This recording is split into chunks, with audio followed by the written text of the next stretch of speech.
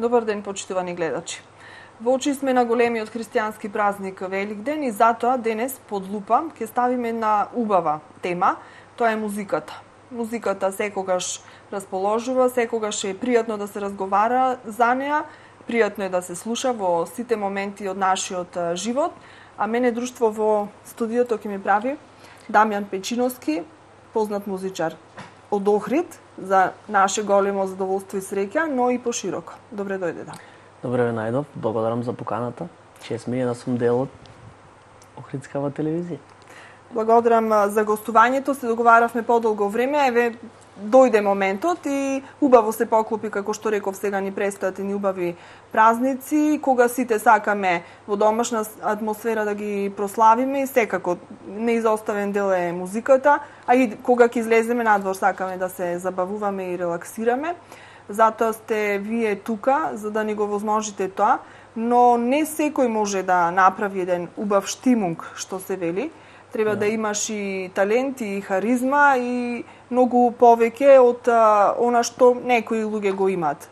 Ти за среќа сето тоа го имаш заедно со твојот бенд, веќе години на нас да работите, постигнувате успеси и каков беше патот да се стигне до сето тоа? Значи, од 7 години си започнал да се занимаваш со музика, од тогаш ти е твоја љубов, на 14 веќе е посериозно, значи еден долг пат зад тебе и голем ангажман.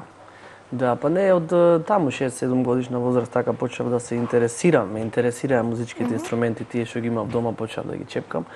Но како и секој дете, нели си на сите страни, имаш, не знам, учиш математика, учиш нешто основно училиште, па сакаш да играш фудбал, сакаш кошарка, сакаш се и се што, нели горе-долу исто како и денешниве деца, така што желбата ми се јави така кога бев тинејџер, така на која поголема желба кога имав 14 на години. Тогаш почнав поактивно да свирам гитара, иако се запишав природна математичка гимназија, што кај другото ја завршив со континуиран одличен успех, сепак се одлучив после тоа да одам на музичка академија во Софија, Бугарија.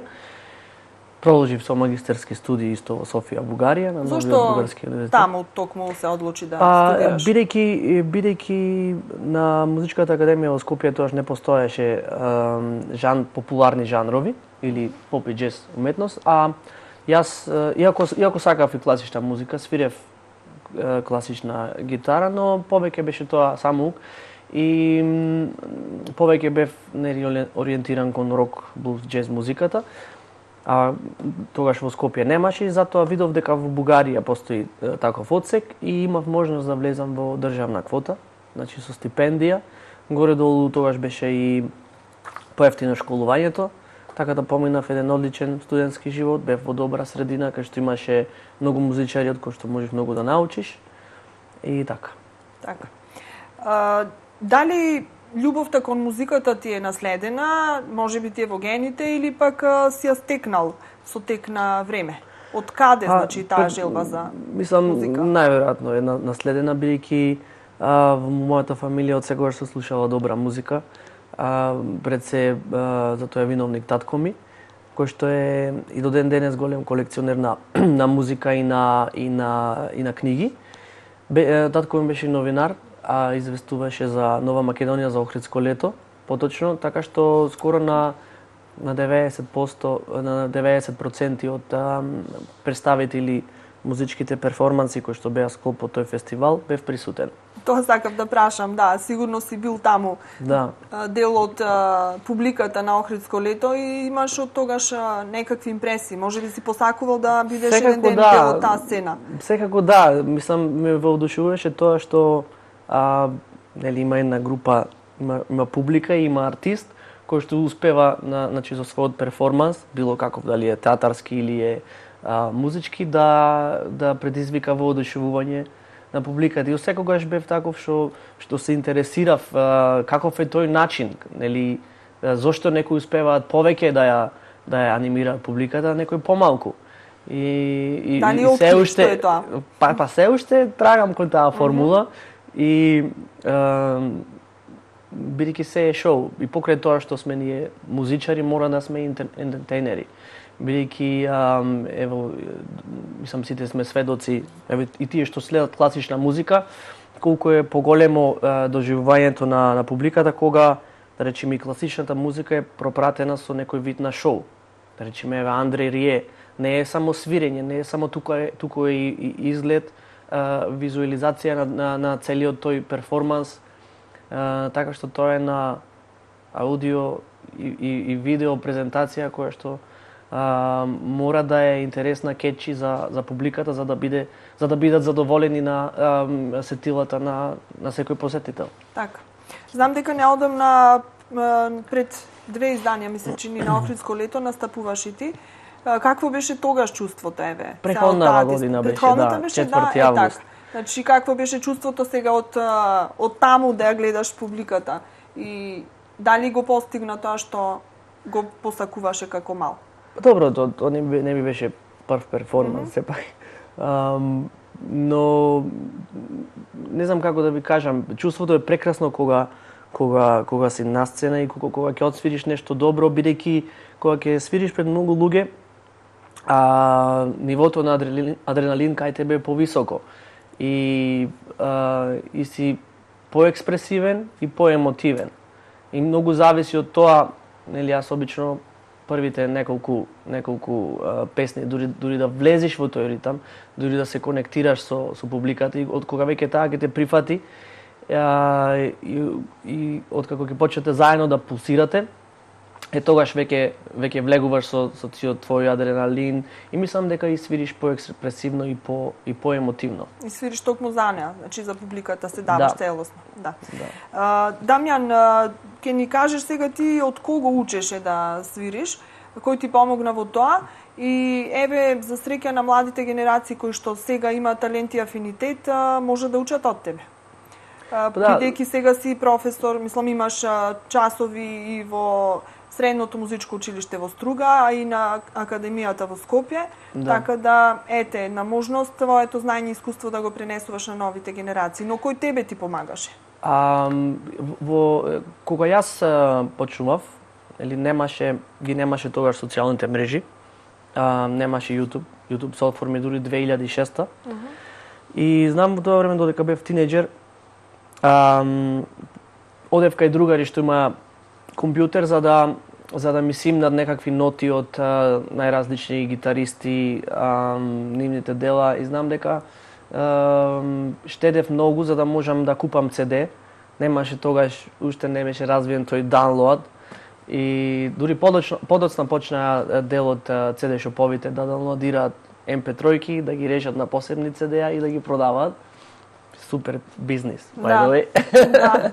Видел некој каде со парите, да. Да, некој бил понапред малку. Така што најмногу учев од тоа, од слушање музика, од татко ми, од брат ми, кој што исто така свири гитара. Дури знам кога бев тинејџер отидов и до Струга на некој час-два кај Оли Китан. И претежно сум, значи, покрај сето тоа самоук. Значи, до мојата 18-та година јас бев самоук, немав музичко образование, како што кажав, од природно-математичка гимназија заминав директно на студии во Бугарија. Нели имав година дена да се спремам за тие приемни испити и така. Тоа беше накратко. Колку тоа што беше ти самоук, воено и талентиран, ти помогне или ти одмогна на тој оној развоен пат за да стигнеш до овде? Дали имаше некакви негирања на твојот талент затоа што немаше и соодветно образование? Не, мислам дека е побитно е да си самоук, бидејќи работите што ќе ги научиш сам, никогаш нема да ти се изгубат од меморијата. Додека ова музичко образование е добро, но треба да ги извлечиш оние работи што ти требаат тебе, а не да правиш секако што вика книгата, или само да ги следиш тие книги, или само што ќе каже еден професор или нешто, бидејќи ќе бидеш или како него, ќе свириш како него, така или ќе не знам, ќе следиш некои правила за да си не можеш да го ставиш вокала. Да, мораш да имаш нешто, еве на пример студенти ме прашуваат, се е супер, направив добро аудио, добро видео, зошто немам views, зошто луѓето? Најверојатно е тоа што треба да имаш нешто малку повеќе од тоа што е добро отсвирано, добро изгледа и се. Значи, да ја бараш она формула што уствари луѓето очекуваат да чујат кога ќе ставиш нешто на социјалните мрежи. Инаку ги спомнувам социјалните мрежи бидејќи денеска живееме во такво време каде што тоа му доаѓа дека само тоа е единствениот начин каде што можеш да се промовираш себе си и да се промовираш најлесно. Бидејќи ако чекаш и наевтино. Да речеме ако чекаш и наевтино. Или ако чекаш да еве некој да те викне некаде да свириш, еве можеби ќе те викнат така на телевизија, но нема да е тоа често. А сега на социјалните мрежи се бара константност. Се бара ти секоја, да речем, ако не можеш на 2 недели, барем еднаш месечно да ставаш нешто ново, бидејќи музичката индустрија денеска бара готови продукти. Значи, бара готови продукти со голем број на субскрайберс на YouTube или на Facebook, било каде, добар аудио и видео проект. Што подобар аудио и видео проект имаш, тоа поголеми ти се шансите да те види некоја поголема музичка продукција и тоа сето тоа да го монетизираш. Кој беше моментот оној да речам критичен кој што тебе те лансира од анонимен и самоук талент до познат музичар?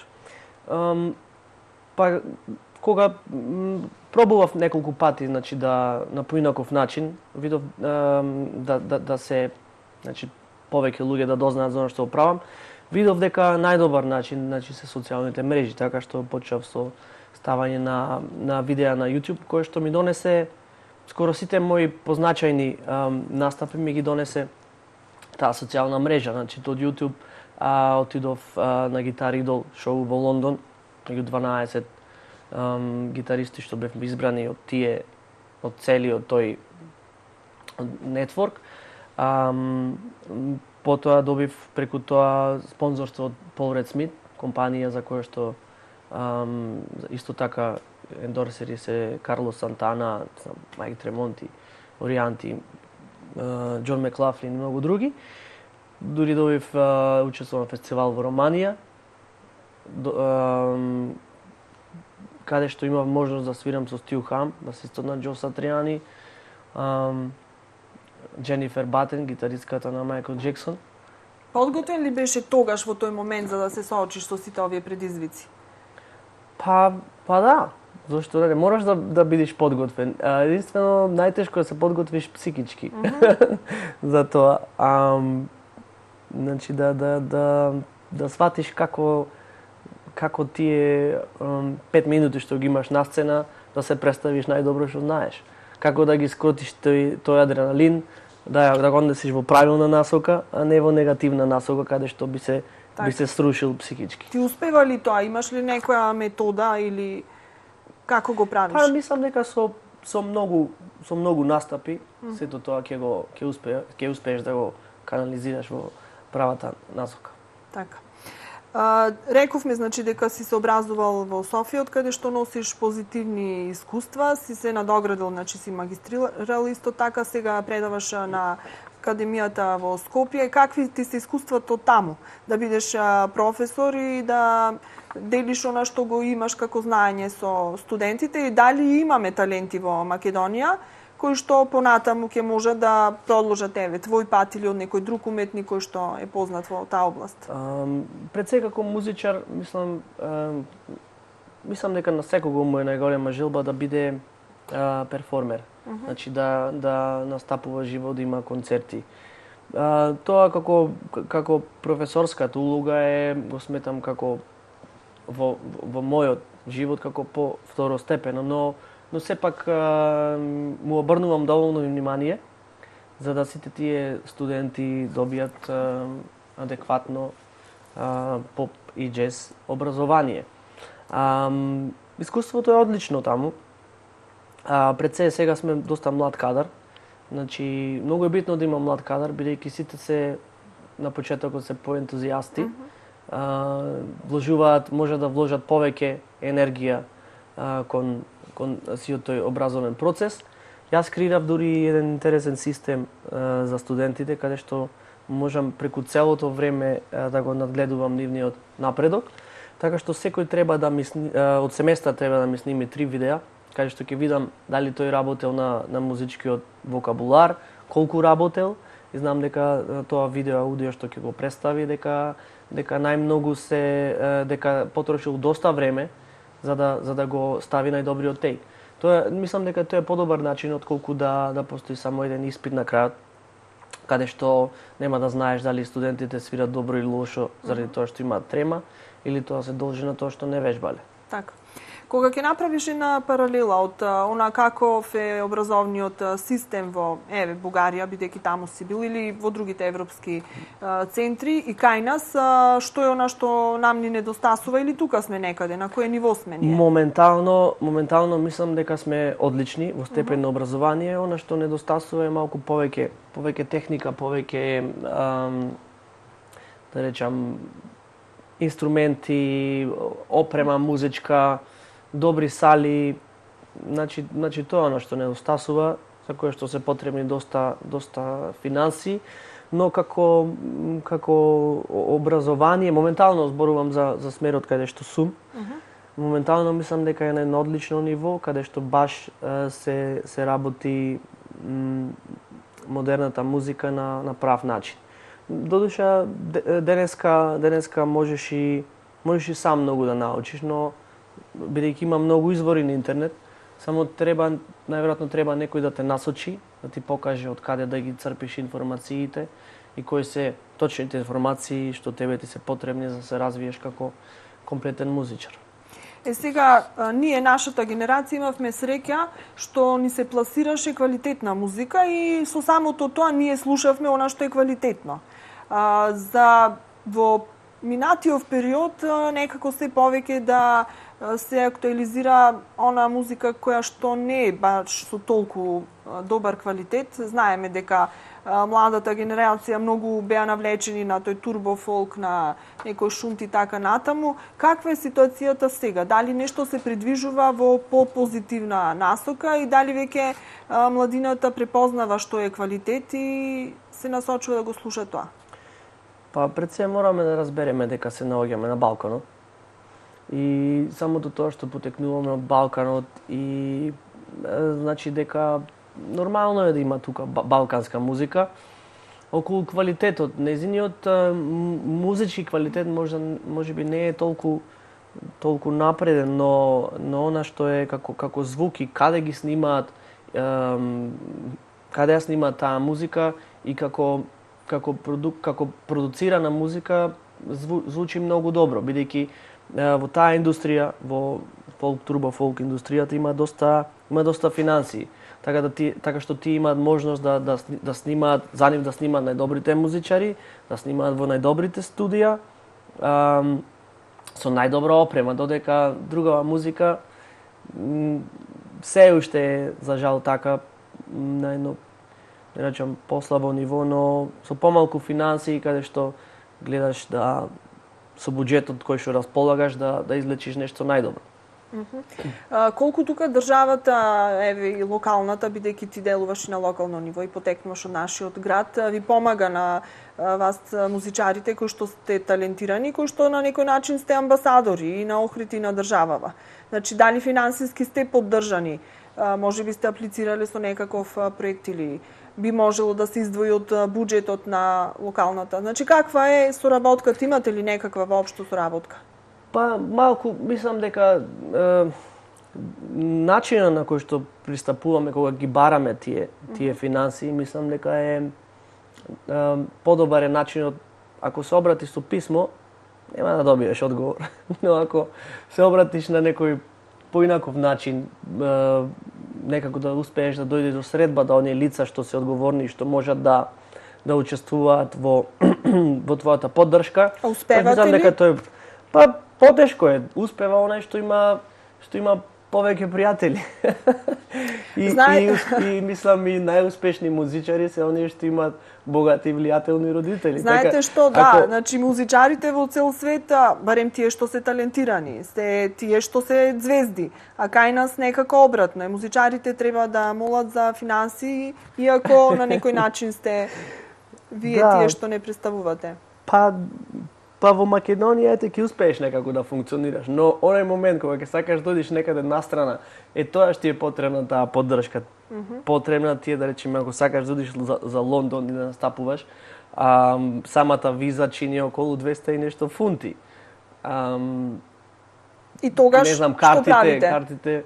Па тогаш ќе пробаш да се... Ако немаш богат пријател, ако не богат родител, немаш спонзор, Јас ја продадам гитарата, пример, за да одам на Guitar Idol. Но тогаш знам бев гости на некоја емисија и од Ротари клубот има чуено дека ќе свирам во Лондон и знам дека ми обезбедија некој 300 евра, што горе долу не многу, но ме покрија и сум благодарен. Значи за жал мора да се моли за нешто што да се моли, па побрзо ќе добиеш ако имаш пријатели, некои повлијателни. Или ако имаш богати родители, тоа не мора што да се грижиш за ништо, само ќе си седиш дома, ќе глумиш звезда, а нема како мене да свириш на секаде. Каде се свирите? Свириме низ цела Македонија. Мислам, имам и ковер бенд, кој што нормално е бенд, да речам, не само за преживување, туку успешен е. Горе-долу гледаме да правиме шоу, да сме малку поразлични, свириме и наши аранжмани на познати поп-хитови. Но тоа е, свири секаде, се соочуваш со секакви проблеми, со секакви луѓе. Какви се искуства имаш, мислам, и позитивни и негативни?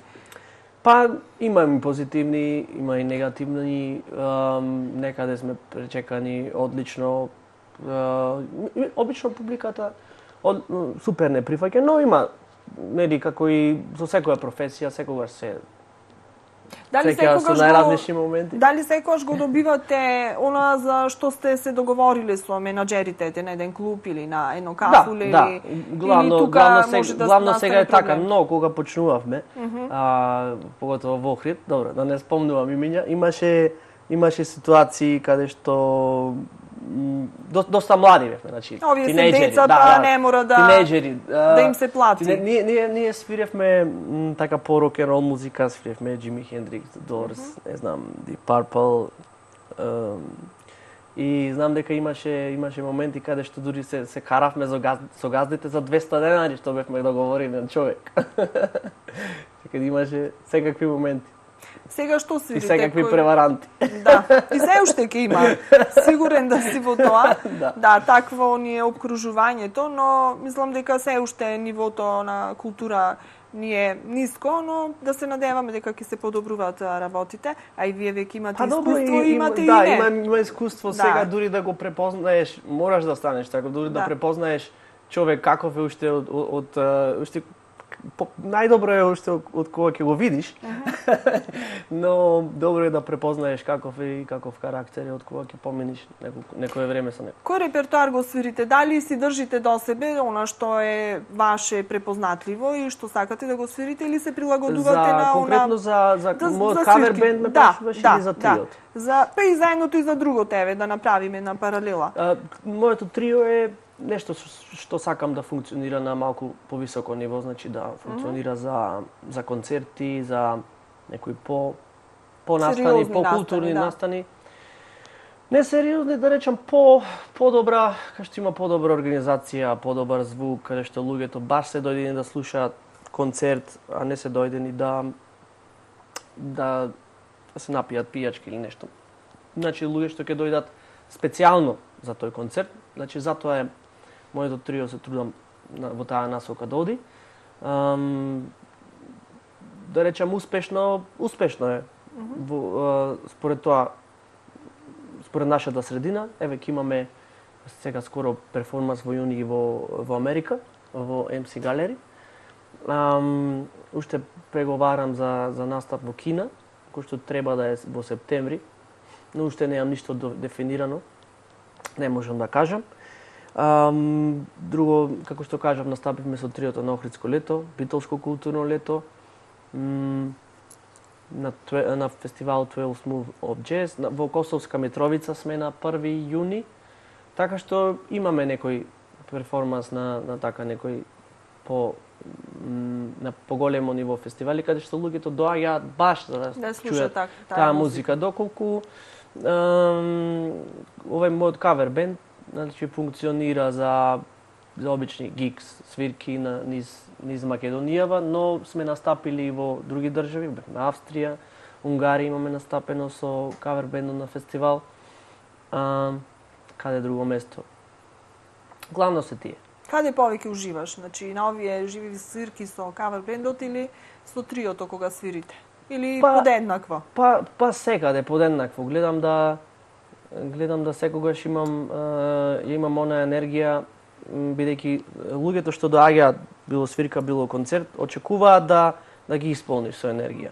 Така што ако ти се дадеш себе си, ја дадеш позитивната енергија, свириш од срце, не знам, на сцена, луѓето гледаат ако ти си... ќе го почувствуваат и автоматски и тие добиваат некоја енергија, па така има некоја размена, и автоматски колку и да си изморен, ќе го издржиш цело шоу, така под напон, да речам, на high level на енергија. Имам забележено дека многу пати, ако тоа некогаш не зависи од нас, можеби поставеноста каде се наоѓаме, значи има локали кај што свириме на друга локација кај што немаме баш контакт со публиката, но оној момент кога ќе сме, да речам, ако ова бината тука се наоѓаат публиката, кога ќе поблиску до нас имаме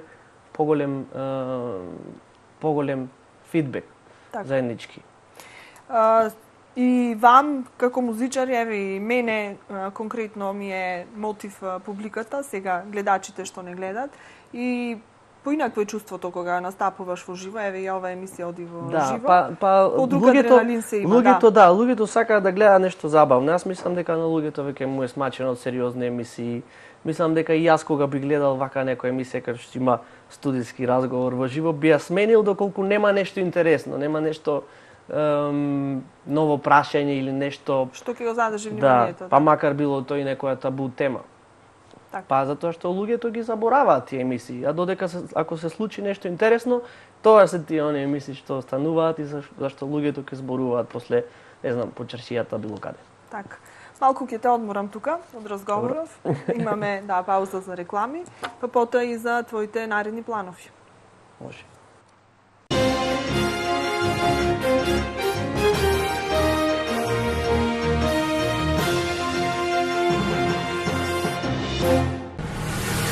Сакате врвен квалитет? Ала Компани е вашиот одговор. Најниски цени за ПВЦ прозори и врати од оригинални Саламандер профили. Произведуваме 120 прозори дневно со првата линиска машина во Македонија. Совршена прецизност во изработката и брза достава е нашиот заштитен знак. Квалитетниот оков е гарантиран од германската фирма Зигенија. Произведуваме метални каси за собни врати, комплетни решенија за гаражни врати, противпожарни врати и хитот во модерната архитектура, стаклени фасади. Сите водечки германски брендови во ПВЦ индустријата на едно место. Ала Компани, индустријска зона Мороишта, Струга. Пролетна акцијска продажба во Кармен Бау Центар со големи попусти на целиот асортиман на Метабо, електромашинен, графите, Топекс, Рехау, Верто и Мимон. Ве очекуваат многу изненадувања и бројни подароци. Акцијската продажба ќе трае од 5 април до потрошување на залихите. Кармен Бау Центар. Рија, брз трансфер на пари. Достапен во повеќе од 150 земји во светот. Брза услуга и најниски провизии. Само во Рија Мани Трансфер. Сега и во цела Македонија. Хотел Тино. Долгогодишен бренд на квалитет покрај Охридското езеро.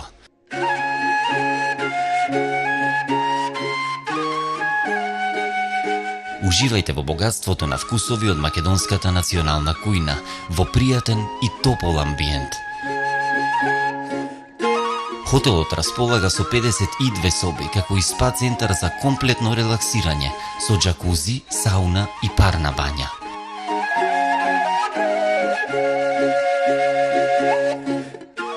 Најдобрите вечерни забави со акустична музика, врвна услуга и одлично вино за кои долго ќе раскажувате. Ви нудиме убави моменти со вашите блиски. Хотел Тино. Алпојо, лидер во регионот за зрнести и прашкасти производи. Со повеќе од 20 годишно постоење и искуство, има задоволство да ви ги представи своите нови производи, кои се одлични за вашето здраво секојдневие. Квалитетно и внимателно одбрано богатство на вкусови од Алпојо. Побарајте не во најблискиот маркет. 3, 2, 1. Проблемите нема сами да се решат. Затоа, посочи проблем, пријави проблем, пофали го добриот проект, критикувај го лошиот, направи свој избор, повикај на одговорност. Ако сакаш, повикај и вонземјани. Само мрдни со прст, затоа што е потребно малку, за да придонесеме многу. Fish and Lounge Bar Лихнидос продолжува да ги слави вашите големи и мали успеси и радости заедно со вас.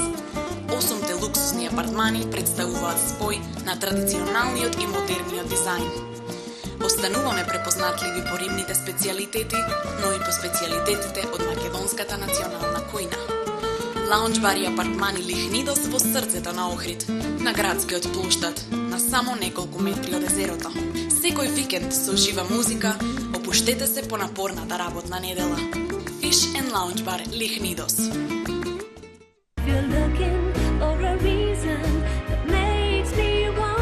За прослава на малите мигови, Долчела, сладок допир на фантазијата. Покрај омилените пудинзи од ванила и чоколадо, пробајте го и новиот Долчела премиум пудинг од кокос за совршено задоволство.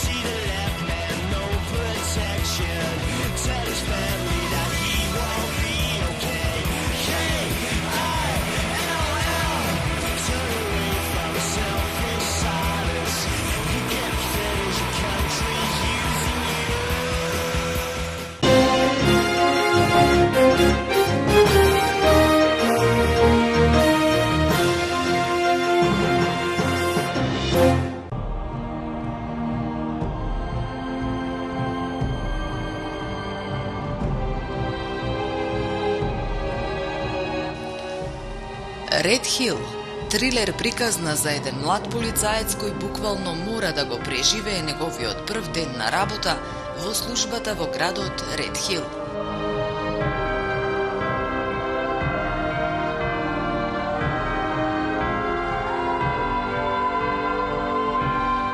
Овој прекрасно снимен и напнат трилер е обид да се оживее овој жанр преку силната режија на дебитантот Патрик Хјус.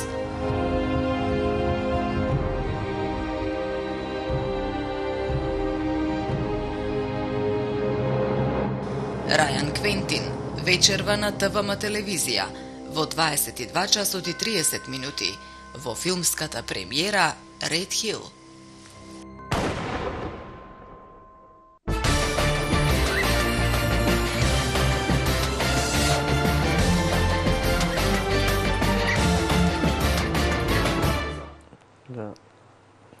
Краток одмор, продолжуваме ние со нашиот разговор. Дамјан, знам дека секој ден живееш со музиката, но дали се живее од музика? Дали може да се екзистира? Па се живее, некогаш се преживува. Се преживува? Не, во мојот случај не можам да се жалам, значи живеам од музика. Тоа ти значи немаш некоја дополнителна професија. Да, зависи кој колку сака да, значи каков живот сака, ако сакаш да имаш, не знам каков живот да си не знам, да си богаташ од музика, онда малку треба да си да речем, по-менаџерски настроен, отколку да си ориентиран поќе на уметноста. Но да, успевам да живеам од музика, сакам да живеам од музика, тоа ми исполнува и тоа ми е, така да речеме, водилка во животот. Дали е потребно многу одрекување за да континуирано постигнуваш успехи, да ги пратиш новите трендови? Секојдневно сигурно треба вежбање и така натаму. На почетокот можеби да, но сега едноставно се навикнуваш и станува твој начин на живот. Така што најверојатно ево како што созреваме, можеме да направиме подобар распоред на денот, да го организираш и подобра организација на времето, за да можеш да имаш време и за своите пријатели и за себе си. Се случило ли некогаш некој ден да не отсвириш нешто или нема таков ден? Па се случило, како не. Не знам, бев во јануари, имав некој вирус, бев настинат и знам дека неколку дена. Добро, тоа веќе е друга ситуација. Во нормални услови прашувам, некога си болен? Па не знам, мислам дека не. Мислам и јас дека не, ама еве и гледачите да знаат малку да дзирнат во твоето секојдневие. Престојат великденските празници, тоа ни е некако како еден влез во туристичката сезона, очекуваме гости ова лето. Какви ви се плановите за периодов што следува? Останувате во Охрид, ќе одите некаде настрана? Сега во јуни имам еден концерт во Америка, во Нью Йорк, во MC Gallery. Таму ќе сум најверојатно од 5 до 17 јуни, така е предвидено, уште не ги имам купено картите авионски. Да знам точно, но во тој период ќе бидам таму. Потребни ли се средства да лобираме некаде? Како не? Да, еве преку оваа емисија, да. Ајде сите по некој евро. Да. Како не, нормално дека се секогаш потребни средства. Нормално како бидејќи имам трио, морам да ги подмирам трошоците за сите, за целото трио, сите да се задоволни, испочитувани, бидејќи се дел од Дамјан Печиновски трио и штом има земаш врската да имаш по твоја капа уште музичари, тоаш мора не само да ги испочитуваш лично и персонално, туку и финансиски. Дали си размислувал да живееш некаде на друго место и да твориш? Па да, сум размислувал. Како не, имав прилика да одам во Австралија преходнава година.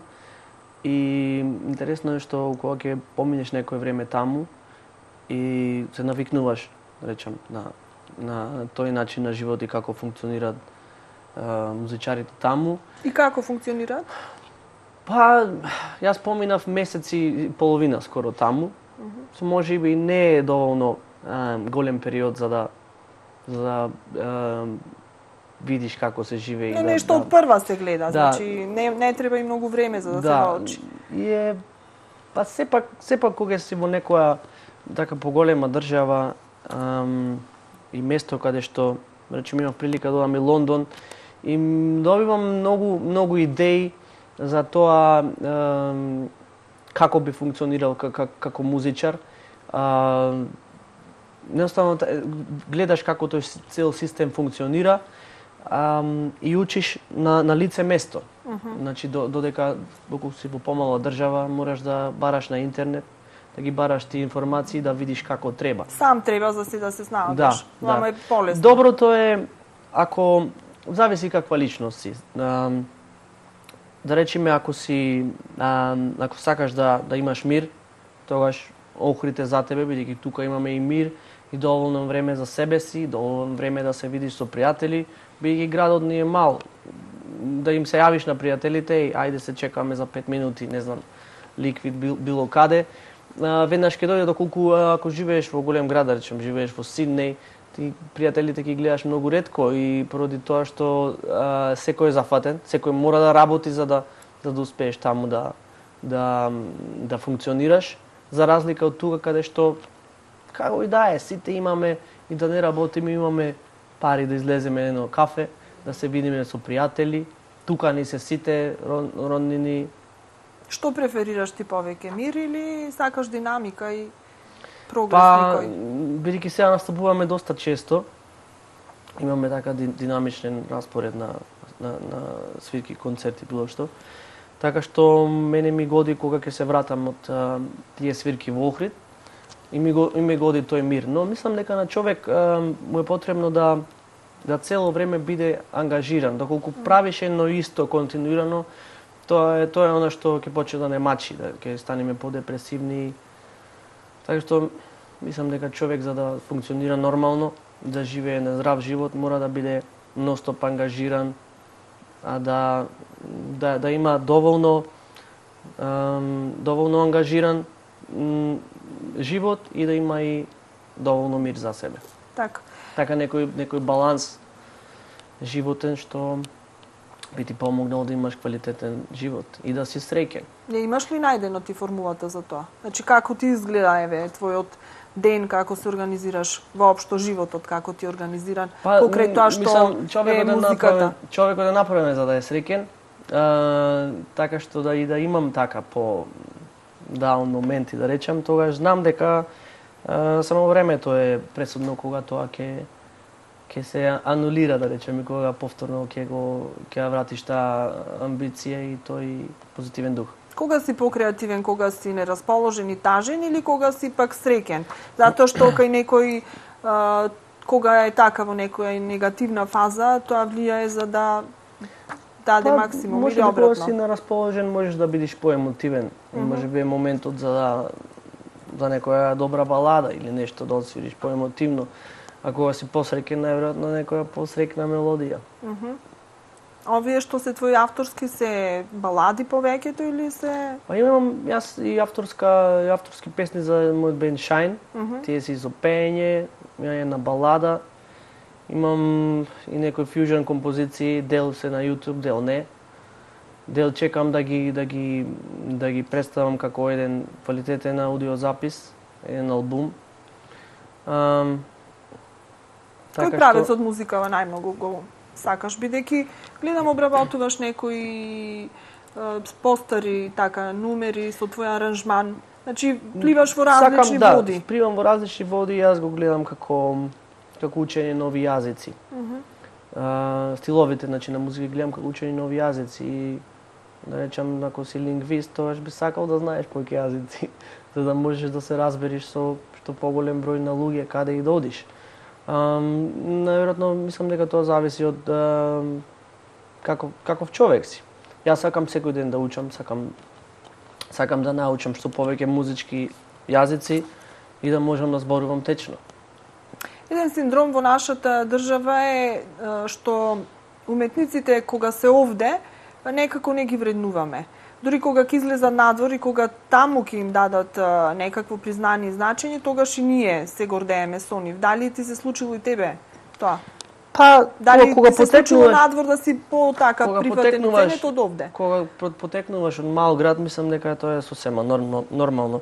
Бидејќи никој не очекува комшијава да е рокстар. Мислам, не ни го гледаш ти како рокстар. Тој може би е рокстар некаде кај што не го знаат, но кога ќе го гледаш некого секој ден излезе на кафе, е сосема обична личност за тебе. Мислам дека е сепак нормално кога потекнуваш од мал град да така луѓето така те доживуваат едноставно. Но не значи тоа дека не те ценат.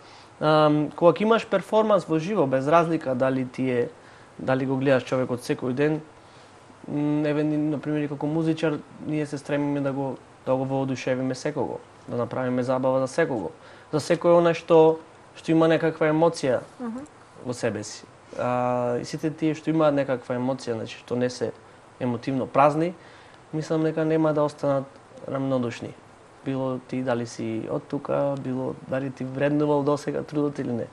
Знаат ли некогаш да споделат некое мислење, размислување со граѓаните, пријателите, комшите, роднините, со тебе за некој настап или за некоја нумера која што си ја? Како не? Имам некаква сугестија. Имам еден комшија кој што редовно ме слика кај да одам. Ево, поздрав до него. Е посетител на моите концерти, е љубител на музика, секогаш разговараме например за музика. Така. Значи, важно е и тоа. Важно е како ние, како личност и она што го работиме делува врз околината. Добро е некојаш да се слушне и една позитивна критика, ти дава тоа еден стимул, еден мотив, дека тоа што го правиш така како што треба. Имаш ли многу пријатели или неколку со кои што ти се одбрани, со кои што споделуваш моменти? Па да, имам и пријатели и познаници. Обично, знаете, како човек, оние вистински пријатели се ти мора да ги изброиш на прсти. Мислам, во денешно време и не само во денешно време, предпоставам и из годините е така, каде што постојат и пријателства заради интерес, но јас се трудам да моите пријателства бидат оние вистински, бидејќи јас сум таков, не сакам да бидам пријател со некого заради интерес, или ако некому направам услуга, не ја очекувам за возврат ништо. Па тоа е вистинско пријателство, да не се да се нема некакво очекување и да не мериме на вага. Кој кога може ќе помогне, ќе даде дел од себе. Дамјан, ти беше дел и од жирито на едно шоу кое што сега е актуелно во изминатиот период за изнаоѓање талентирани деца, значи во повеќе области, не беше само од музичката сфера. Прво од ваков тип во Охрид имавме многу, значи во Македонија и на Балканот и пошироко ваков вид на шоа, кој што, знам ти во повеќе изјави кажуваше дека не се некој тип на шоу кој што ти ги преферираш, но сепак, твое едно мислење после ова искуство, кога беше дел од жири комисијата, дали е една добра формула, еден добар начин за откривање таленти и за нивно афирмирање во јавноста, бидејќи се анонимни нормално. Самото шоу како шоу, бидејќи има доста шоуа во денеска, мислам дека не е прав начин за еден музичар да успее, но оттаму ќе успее оној што е најпаметен. Што мислам кога кажам најпаметен? Не оној што ќе победи, може да ќе биде и тој, не знам, но битно е да тие малку минути на слава, бидејќи кога има нешто ново, народот зборува за тоа, народот зборува и како, не знам, како испеа, како одглуми одреден учесник. Тоа треба да самиот учесник да го искористи понатаму, бидејќи ево и самите сме сведоци дека многу брзо забораваме кој победил на одредено шоу. Ево, например, имаше шоу Операција Триумф. Јас сигурен сум дека никој не знае кој беше второ место таму, кој беше четврти, така? Може да не знаеме никој победи, имаме заборавено. На македонски дол, кој беше второ место? Се сеќавате? Не се сеќавам. Ево важно, пример да ве прашам, така?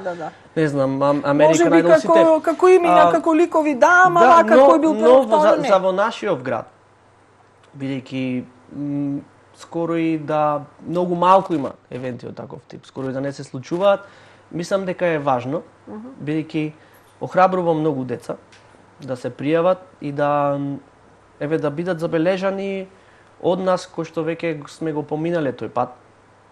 Да бидат забележани и да им се даде некаков совет, некаква насока, доколку понатаму сакаат да се занимаваат со музика. Сега тука сакам да те прашам, при крај веќе сме на самата емисија, еден совет твој, значи личен твој став за сите оние млади кои што сега почнуваат или сакаат да се занимаваат со музика, по предпоставка дека имаат талент и најчесто секој би започнал ако има талент и интерес, но не е само талентот во прашање. Што се друго треба за да можеш ти да градиш некаква музичка кариера? Па, секако дека не е само талентот, мора да си навистина посветен на оно што правиш и е многу, треба да имаш многу голема желба. Секој ден да вежбаш за тој талент да го надоградиш со работа. Она што, конкретно ако некој сака да се занимава добро со било што, не знам, ако е стендап комеди или добро пее или добро свири гитара, денеска, макар што не би рекол дека не треба да е тоа правилен начин, но за да стекнат поголем број на почитувачи на она што го прават и доколку сакаат да се занимаваат со музика за утре ден, да наполнат, не знам, сала кога ќе свират или пеат, тогаш мислам дека треба да има некоја добра стратегија конкретно за денеска за социјалните мрежи. Значи да бидат константни во постирање на видеа, аудио запис кој што подобар, што поквалитетен, тоа подобро. Да бидат константни, дури има и алгоритам Instagram, YouTube и сите овие социјални мрежи има дури алгоритам кога најголем број од пријателите што ги имаш на Facebook се онлайн, за ти во право време да постираш, дали ќе е тоа слика или видео без разлика, да го постираш тој материјал за да автоматски ти добиваш повеќе број на лайкс, коментс и било што. За жал тоа е начинот сега, најмногу заради тоа што потекнуваме од мала град, мала држава. Така што и нормално зависи секој кој би го правил тоа мора да направи добра стратегија, значи првин да знае на која публика се обраќа. Дали се обраќа на да ја прави стратегијата или има луѓе кои што се занимаваат, има луѓе кои што се занимаваат со тоа, но дали имаме кај нас? Има луѓе, од мене бесплатен совет. Ама има луѓе што му тоа знаат да го направат за пари, дали ако сакаш поквалитетно аудио. Дали би се занимавал со менаџирање, на пример, на некој понатамо во перспектива? Па не знам, не размислувам во таа насока. А дали ти би ангажирал некој менаџер кој што ќе се грижи за развод на твојата кариера? Па да, но моментално не ми треба, бидејќи менаџерите обично се оние кои што знаат доста не знаат доста да земат од тебе, а сумата што моментално и на она не развојно ниво, него на она како да речам, оноку колку сега сум познат како некакво си име, мислам дека нема да има тој менаџер некаков си голем профит. Од мене горе-долу е самото тоа што сум базиран во Македонија, помала е веројатноста да те види некој менаџер кој што би се заинтересирал за да те продаде на некаков си маркет, бидејќи сепак музиката што ја свирам јас не е баш за сечие уво, не е доволно комерцијална, она инструментална музика. Имам предвид, не е доволно комерцијална за да јас имам голем број на followers. Мислам, имам на социјалните мрежи, но таму има од сите земји ме гледаат, но претпоставам дека ако си во добра средина, каде што има да речем леп за сите, тоа има и голем број на менаџери кои што можеби ќе те видат, а и поголема е веројатноста таму некој менаџер да те види, за да те упати во одредена насока, да ти организира концерти од кои ќе бенефитират и ти и тој. Така.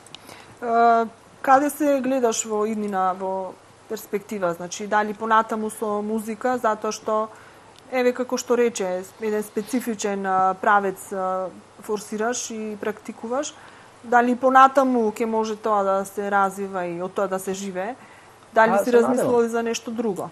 Се надевам, се гледам себе си на сцена. Да. Каде друго место. Мислам, тоа ме исполнува, тоа ме прави среќен. И претпоставувам со што и да се занимаваш доколку тоа те прави среќен, најверојатно ќе продолжиш да го правиш тоа. Така. Дамјан, ти благодарам за ова денешно гостување во Лупа. Претпоставам дека нашиот разговор, и тоа ми беше и намерата, да биде инспиративен за сите оние кои што сега почнуваат и се наоѓаат на некоја раскрсница, не знаат каде, како, што. Еве едно твое лично искуство и ти како започна како самоука, ама стигна до високо ниво, значи... Па се надевам, бидејќи јас кога бев тинејџер, си викам зошто имав, например, сигурно сум имал доста совети, но како тинејџер си побунтовник, значи некогаш не ги прифаќаш тие совети. И сега си викам како не да можев сега себе си да се видам за 17 години да си дадам совет. Вака да правиш. Се надевам дека ево ако некој ја гледа оваа емисија дека и планира да се занимава со музика, дека дека не знам ќе се пронајде во ова што го кажувам и дека ќе успее да направи некој пократок пат кон неговиот успех, отколку да помине долго време и да свати како треба. Така. Само уште да ни кажеш кога е вашата наредна свирка за сите оние кои што сакаат да ве слушнат. Па за оние од Охрид со Шајн настапуваме на 28 во Куба Либре и на 1 мај сме исто. Така да празнично, дојдете да си поминиме добро. Да. Благодарам уште еднаш, мене ми беше задоволство наистина ужива во разговорот, сигурна сум дека и нашите гледачи. Да, јас ги поздравувам и посакувам пријатно попладне. Се гледаме во некоја друга емисија. Да, секако, со некои нови моменти, по некоја наредна тема. Благодарам.